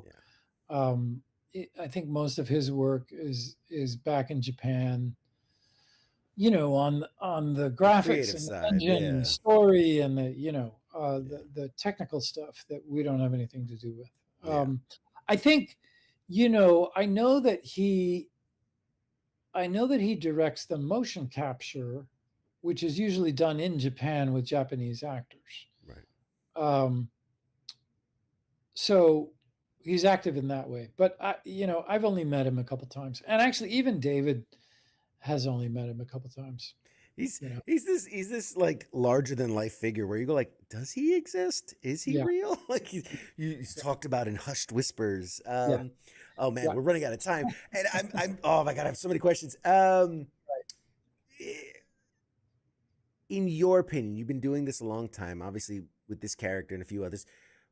How has the world of voice acting changed since you started in the 90s, and especially like with performance capture and AI and like all these things that have become more and more prevalent? How have you seen the industry change?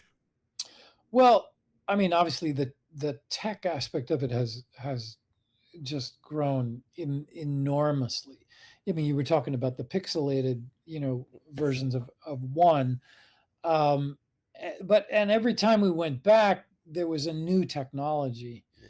I remember for two, they had a new technology where they had a series of words that we would read 3 times into a microphone, and based on that recording, they would be able to match the lips to our dialogue Wow. no matter what. And that at the time, which was 2003 or 2 or 3 or something, was the height of of the technology.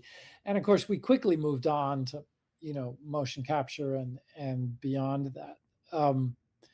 So the technical has grown, but the reality is that my job, I think our job is to, I mean, we use the tech, but our job is to, bring the humanity as much as we possibly can.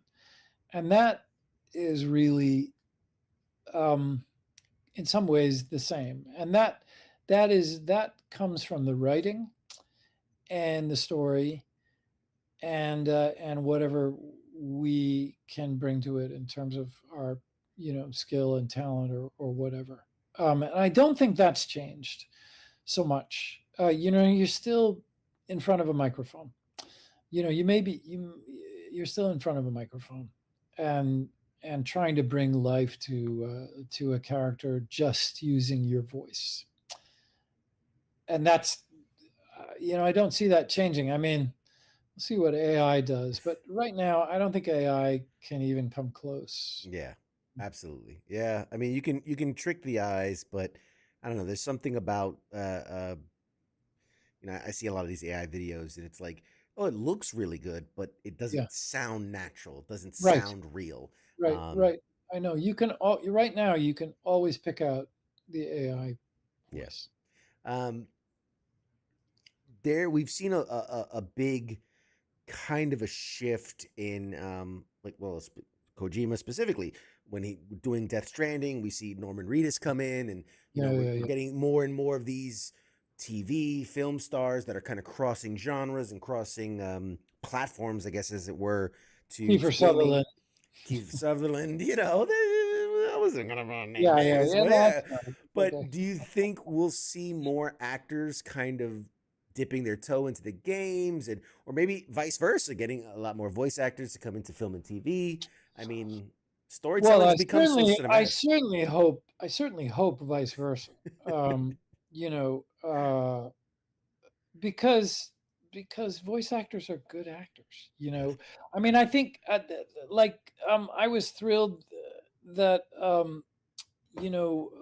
that in The Last of Us that which was I thought a really great Really good. adaptation. Yes. That they got the 2 lead actors and gave them guest star roles, and Yep. they kicked ass. They were really good because Really good. they're really good actors. Yes. So I like to see that dividing line come down because I think an actor is an actor, and the good ones work in all sorts of different mediums. Yeah. So yeah, so there's that, and then what was it you were asking? I'm sorry, Yeah. I No. got No. No. lost. Just the I get. think I think the thing is, I think that everyone is suddenly, well, not suddenly, but has become aware of what a huge industry the gaming industry is. I mean, just financially, it's bigger than Billions. Hollywood. And so I think people want a piece of it. And I think game developers would love to have a star name on their game because it helps to sell the game. So I have a feeling that kind of crossover is going to keep happening. Uh, whether it's good or not is another question. I think there are specific skills to voice acting that can easily be learned by a good actor if you're willing to take a moment and really Yeah. try and learn it. I'm sure there's pros But and I don't cons. know as everyone is willing to do that. Yeah, and I love what you mentioned about The Last of Us. Does that mean you toss your hat in the ring when the inevitable Metal Gear Solid series comes to life? Are we going to see a guest role? You Oh, know, listen, my hat's like totally thrown in there. I mean, I spend a lot of time trying to work my way into film and television. Slowly getting there, but I mean, I in terms of a Metal Gear movie or series, which we all hope something will one happen. day. You know, I I don't know as there's a place for me in that. I'm a little old to play Otacon now, but it depends on what what age level they're doing. I could almost certainly do Huey, but if I don't know if anybody wants to see Huey in a series. Hey, full circle. Maybe maybe Um, maybe Snake. Maybe this full circle moment. you know, I think it is true that they're gonna get the biggest stars they possibly can. Sure. Uh, and But in terms of a guest slot, I am wide open for whatever. I would love to. Scientist number three. Yeah, there you just go. Yeah, he's that's got number two. he's got to be somebody. The guard with the exclamation point over Yeah, there. Snake. That's me. Yeah, there you go. Someone dressed up at a Comic Con like that, which Yeah, was brilliant. they're great. They're great. As we're winding down here, if you could voice any character in like a different franchise, maybe Marvel, Star Wars, Final Fantasy, is there any like dream person you'd love to bring to life? Well, that's a great question. Um, I it's a little offbeat. I think I'd make a good Doctor Strange. Um, uh, but I mean, my voice is not typical of. I mean, I have a pretty unique voice, so the idea of like playing Batman, which is what David Hayter always has wanted to do, Right. or Spider Man or whatever. Uh, I don't know, but I don't have like an Incredible Hulk voice. I've got more of a, I don't know, Green Arrow maybe. I don't know. I don't Yeah. know. I Okay. I think you know. I Is don't know. it is it green? I feel like there's a Green Lantern maybe. I Green could. Lantern, sure. Yeah, Green I could. Lantern, Green, Yeah. sure. Doctor Strange, Green. Some of the more slightly more offbeat ones. I Yeah, I think it's a great thing. Like you don't have you don't have the Ron Perlman or the real gravelly no, voice, you no, I know. don't. But I don't. you have a warm, welcoming, it's like a warm hug. You know what I mean? That's very sweet of you. You Thank you. got you got to here quick hitter. Who would win in a chess match? Otacon or Huey? Oh, Otacon. Oh, Uh, Although Huey would probably try to cheat and so might wind up with victory, but it wouldn't be an honest victory. would it be? Would it be? Best Metal Gear Solid game in your opinion, in your personal opinion. What's the best game? Well, I always have to put one aside because I think one is so special and unique to me. Mhm. So if you take that aside, I always vote for four because it gets so deep and Yeah. philosophical and there's so much emotion in it, and I think that's just so unusual for what is essentially a popular adventure game. Absolutely. So I was always really impressed by that one. And I mean, But it's really a one bookend. one has, yes, that's true. That's exactly right. It's kind of the two of those make an amazing bookend. Yeah, You know. absolutely. What's the funniest, weirdest direction you've ever been given in a booth? Um uh, it's interesting. The weirdest direction was not vocal.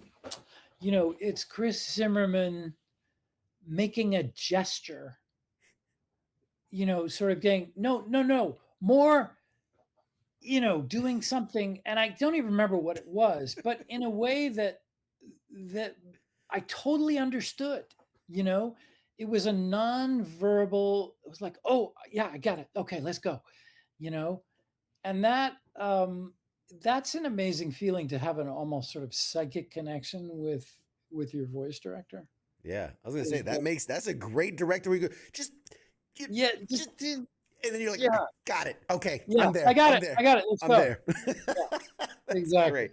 Exactly. And by the way, you've been cast apparently, as it says, Alfred Pennyworth. Alfred Pennyworth, you'd make it great. But I'm just gonna. This is my 2 cents. Only if he has the Boston accent. That's just that'd be funny. Alfred straight out of Boston, Massachusetts. Why not? Freddie Pennyworth. Forget about it. Bruce, hey, Batman, come on, man. Hey. This has been, oh my God, I could do this for hours. You are incredible. Are you on social media? Can people follow you? Sure. Give us the way. I'm on Instagram. I think it's CBFR59 on Instagram. And I'm also on X, although I'm not on there very often. I think that's just Christoph Ran. Right.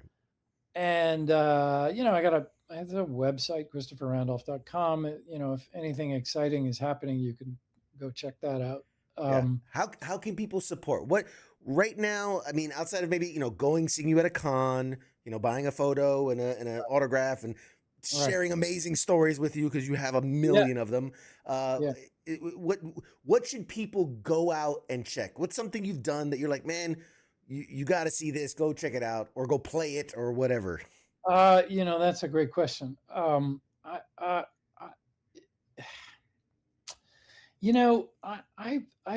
lately I've kind of been a bit of a hermit. So I'm a little bit out of touch with things.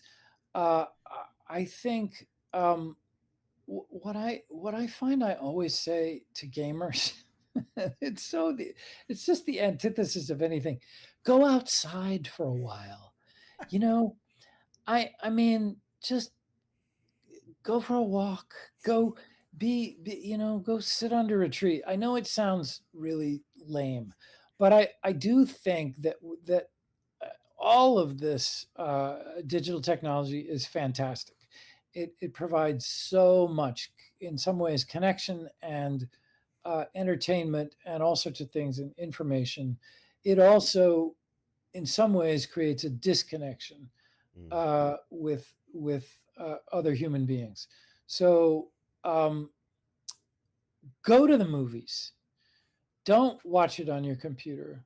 Get up and actually go to a theater. I'm going to go see a movie tomorrow. I'm looking forward to it. I'm going to go see a play on Thursday night. Try it. I know this is like, I don't mean to preach. I really don't. Please preach. But honestly, I think that that's really healthy for the world right now and for individuals as well. So, go hang out with a friend and go for a walk. Yes. And then go to the movies, or come back and play a game or whatever. I will say that they're slowly re-releasing our game, so keep an eye out for that. Yes. I think the Delta that just came out has done really well, and so I think they're gonna move on to some of the other games. I don't know that for a fact. Don't quote me. But Christopher Randolph, Otacon himself says. Yeah, there we go. I'm pretty sure that more updated versions are going to start to appear in a while. I would love more than anything to recapture the joy of that first game in a modern technologically advanced way. I agree. No, I think that would be fantastic. And I mean, there's a new generation that is being adapted. That I mean, at the, like I was just at New York Comic Con. I saw you there. Um, Several people came up to me and either said, "I started playing this game with my dad, and it brought us together, and so this is one of the reasons I love it." Or people would show up with their child. It's like, I just showed him or her how we just started and we're having a great time. And so, there's space for that. And there's space for a more modern, MGS1. Yes, love it, love it. I've taken up more than enough of your time. This has been truly incredible. I really, from the bottom of my heart, appreciate you taking your time to talk with us. Of course, man. I'm going to give you the last minute here. Say whatever's on your mind, whatever you want to the people at home, the people watching, maybe somebody who sees this interview later on YouTube or something. The Right. floor is yours, and then we'll cut to a break. Well, thank you. That's an awesome power and responsibility you've just given me. No, look, what I said about going outside, there's that. But really, I just want to say thank you to our fans. They are the most extraordinary group of people, and it is such a wonderful. I don't want to overuse the word gift, but it's such a pleasure for me when I get to meet them, and the MGS community at large is just a really great group of people. And I also, so I want to thank that group of fans. I also just, since it's Veterans Day, I want to thank our military service members as well. All of you are extraordinary and a real gift to everyone in the country and in many ways to the world. So, be proud of that. And thank you. Awesome. You have it there, folks, from Otacon himself or Huey himself, whichever you'd like. I want to thank my guest, Christopher Randolph. Go play the games, but like he said, go outside, touch some grass. I mean, it's God bless. You gotta love each other, be kind to each other, all the positive things. Exactly. We're gonna toss to a short break. We'll be back with more right after this. Say goodbye, Chris. Goodbye, Snake. Snake. I'm gonna play you out with the game over sound. If I can pull it up here. Here we go. Awesome. We'll see you guys next time. Bye. Thank you.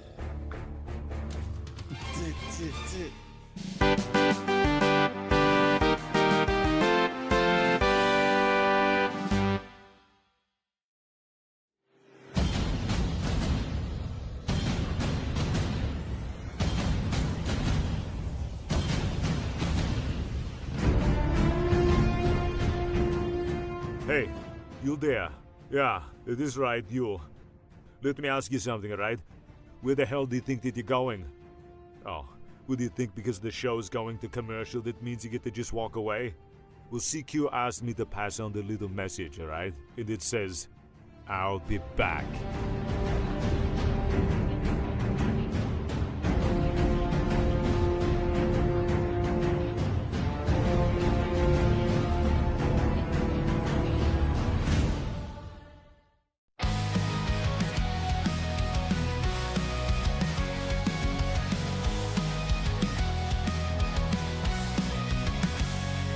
In the shadows of the city bright, where heroes rise and take the fight, there's a voice that breaks the night. It's CQ with the insight. From the comics to the silver screens, talking legends and those crazy scenes, pop culture, dreams and hidden themes. CQ reveals what it all means.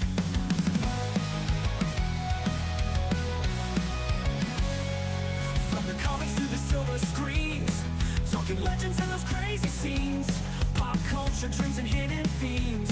CQ reveals what it all means. Pop culture warrior here to ignite, guiding through the tales of light, with CQ leading the charts so bright.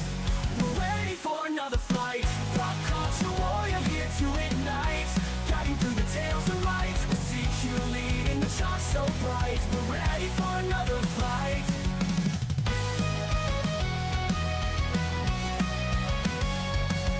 Marvel at the twists and turns. Villains playing, heroes learn. Every episode we'll discern lessons from the past to learn. Games we play and books we read. CQ's list is what we need. Memories that make us bleed. Together we will take the lead. Pop culture warrior here to ignite. Guiding through the tales from light. With CQ leading the charge so bright. We're ready for another fight. Pop culture warrior.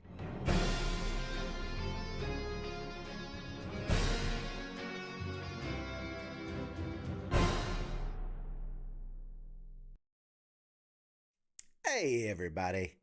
Welcome back to the show.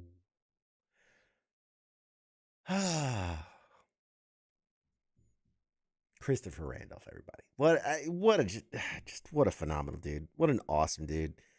I know I've given him a ton of shit for missing our previous engagement, but he's just such a good dude. Just a stand-up guy who he felt terrible too. Like, I feel bad messing with him so much just because of how bad he felt for missing it. He's like, I'm so sorry, and the dog and my parents and this and then. But you know, we out of love, we give him shit out of love. But he's an awesome guy, and I've now gotten to, my God, I think I've spent more time with him than just about anybody else, because I've got to spend a whole day with him and the rest of the MGS cast at every single MGS con, so 1, 2, and 3. And then at New York Comic Con, I mean, we would sit around and talk for like an hour or more, just as he's, signing autographs and things like that. And that is who he is. There is no air about him. There's no, like that. Just the person you saw just there is exactly as he is in real life. If you ever get the chance to meet him, awesome dude. Definitely say hi. Tell him I saw your interview on Pop Culture War. But he's just awesome dude. Awesome dude. All right, we're gonna wind this thing down, and it's just the way things kind of lined up. But next week we've got Heather Haley joining us, another MGS, a member of the MGS family, amongst other things. But I kind of grouped them all together. We've had David, we've had Phil, we've had Vanessa, we've had Tasia, we've had Doug Stone, we've had the Colonel, we've had now Christopher Randolph. I think a couple more, and I think we've got the entire cast of Metal Gear Solid at one point or another. So this has been super awesome, and collect them all. In fact,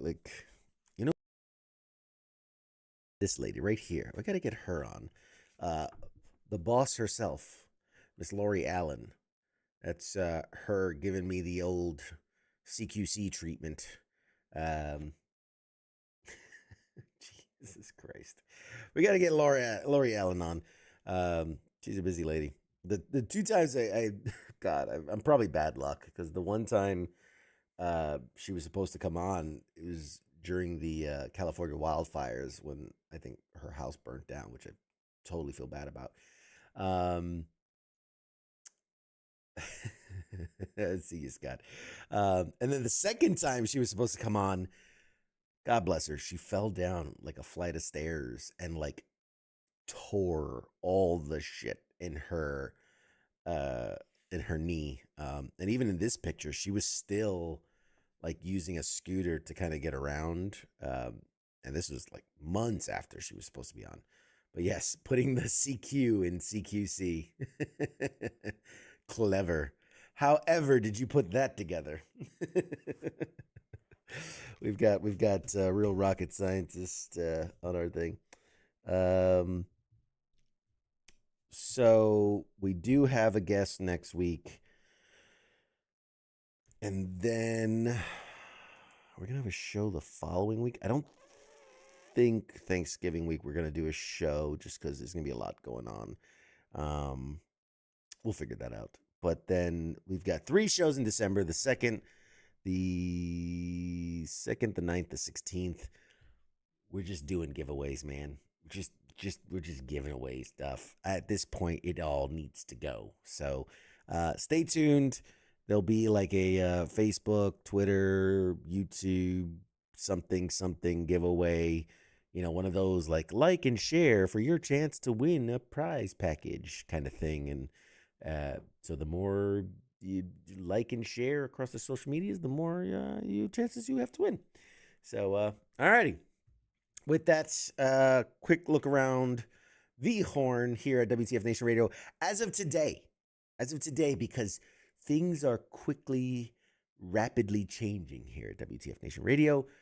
Mondays, you've got the King and Me at 7 p.m. Eastern and the Monday edition at 8 p.m. Eastern.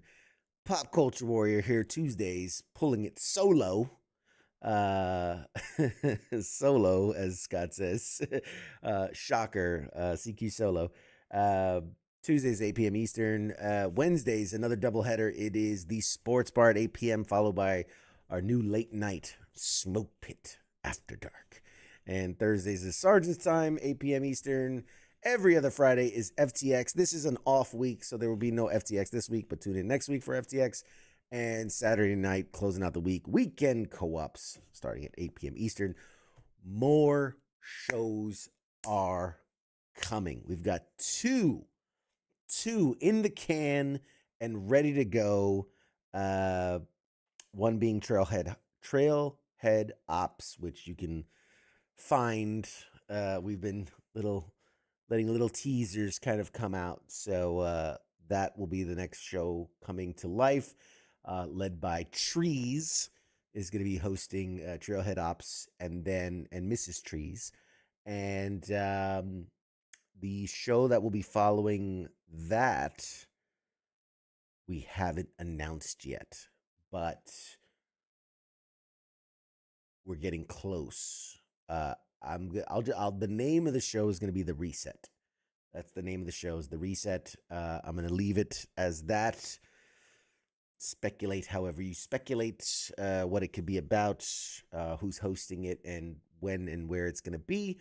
But that'll be the next show. And then we've got more shows in development behind that. So hope you like shows and personalities, because you're going to get a whole lot more of them here at WTF Nation Radio. There's going to be a show for everyone. That's the goal. I'm going to call it a night. I appreciate all of you for tuning in. Thanks for hanging out with us. Keep it dialed here at WTF Nation Radio. And yeah, looking forward to more stuff. Check out our WTF site. It's like, I always forget the damn site. WTFshop.com or something like that. I don't know. There's that, the website, the Discord. If you're not on our Discord, man, you should jump on. It's a great time. It's a lot of fun. A lot of chatter between shows. A lot of exclusive, unique stuff. Like we did the Night Visions watch party last week. We're going to have more and more opportunities like that will be exclusive to the Discord. So hop on the Discord. Hang out with us. Chat with us. You can always reach the show staff, the mods, the hosts, all that. They're always hanging out in the Discord. So come join us. Outside of that, I got nothing more for you. We'll see you next week, folks. Shots.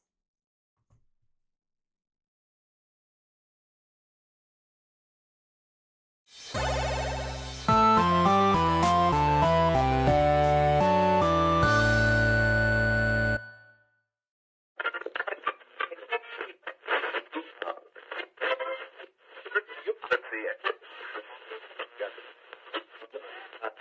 it.